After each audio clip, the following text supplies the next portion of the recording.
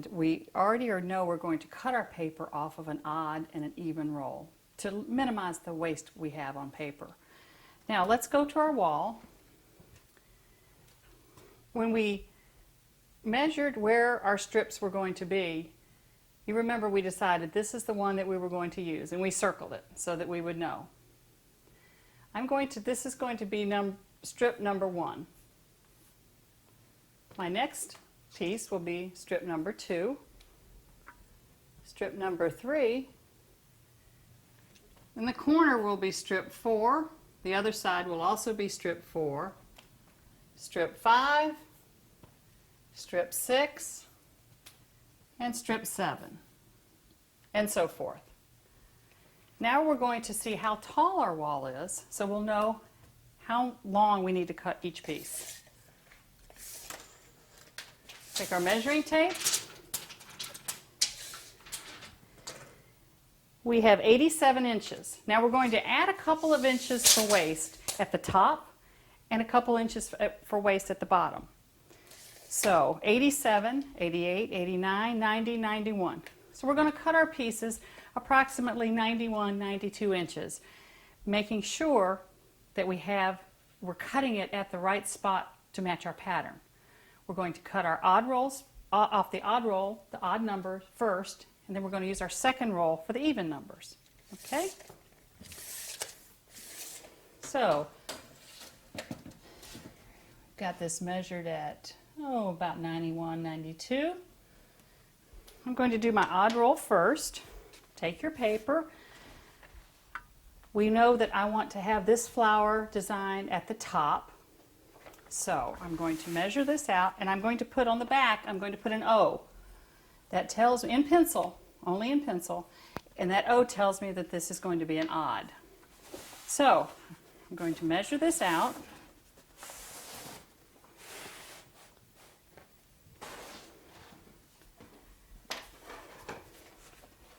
And I'm going to cut straight across at the end of my tape.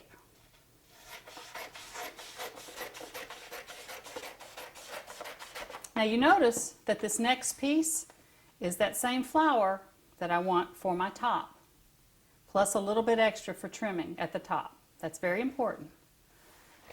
Okay? Now my next piece, I'm also going to write O for odd. Take it down, measure it.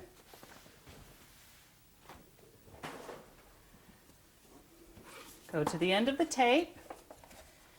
Now there again is my flower that I want for my top on my next piece. So I'm going to cut to give myself a little bit of waste at the top that we're going to use to trim.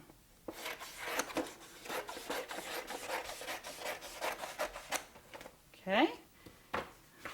My next piece, again, I'm going to put an O at the top. Measure this out.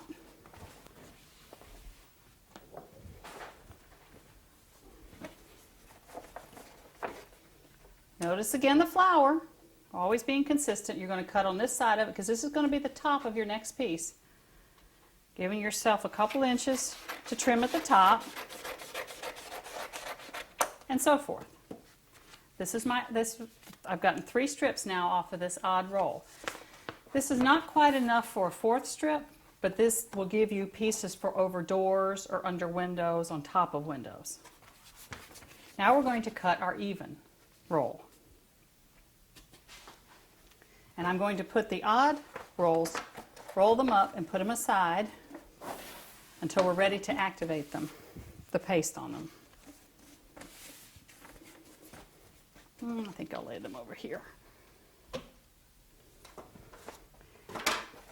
Always be gentle and careful with your edges because you don't want them, you want pretty seams.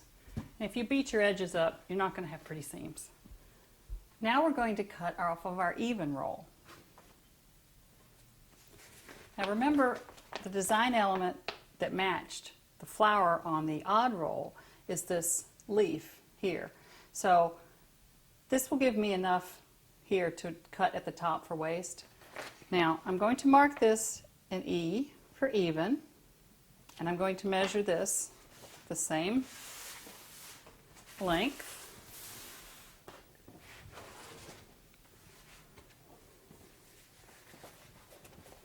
Now you notice here's that leaf again. I'm going to cut across again around the top, just giving it enough to trim.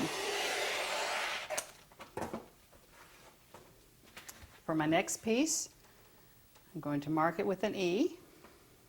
And again, I will use this. Cut another piece.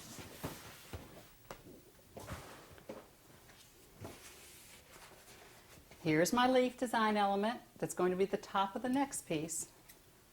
So I'm going to cut, leaving myself enough for trim at the top.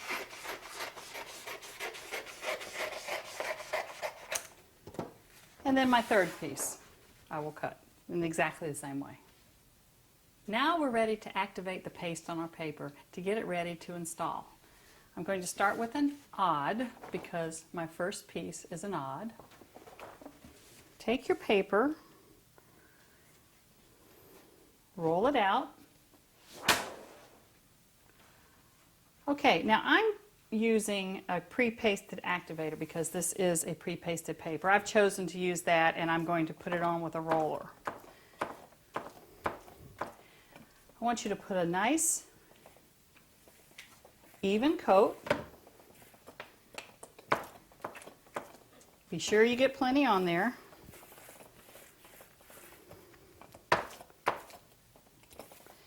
Be sure you get it all the way to the edges. Roll it all the way down like so.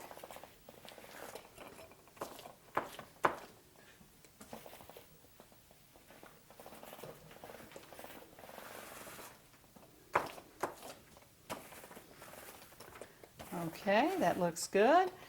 Now I'm going to take this and gently fold it over, edge to edge.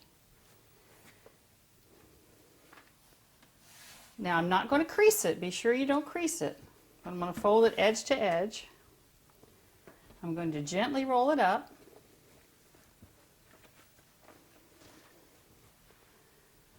I'm going to wipe my edges. I like a clean workspace. The less paste you get on the front of your paper, the less you're going to be washing off later. Turn it around. Activate the back side, the bottom end.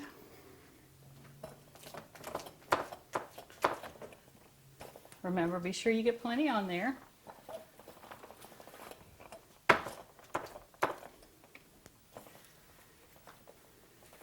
Edge to edge.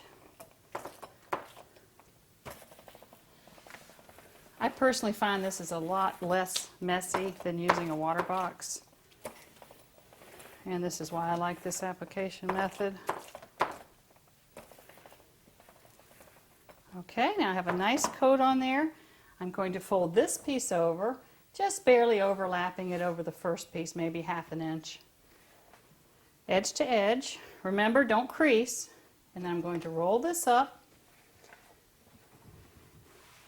Keep my surface clean. Now, I'm going to put this in a plain plastic bag. You can use a trash bag, whatever you'd like to use. Now, why, you ask, am I doing this? This keeps it moist for booking. I'm going to put it in there gently, along with a nice cloth that's damp, been wrung out, and I'm going to close it up. Now I'm going to let that book for the amount of time that the manufacturer suggests on the instructions that came with the roll. Now, what do I mean by booking?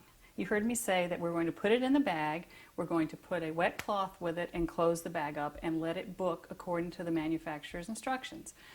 Booking merely means we are letting the paste activator or the water or whatever method you used, we're letting that activate the paste and we're letting the paper contract and expand as it will. We'd rather have it contract and or expand in the bag than we would on the wall. If you took it directly to the wall, you would have a lot of problems. Your seams would be curling, you'd have a lot of bubbles. It's going to expand or contract, but you want it to do it in the bag and not on the wall.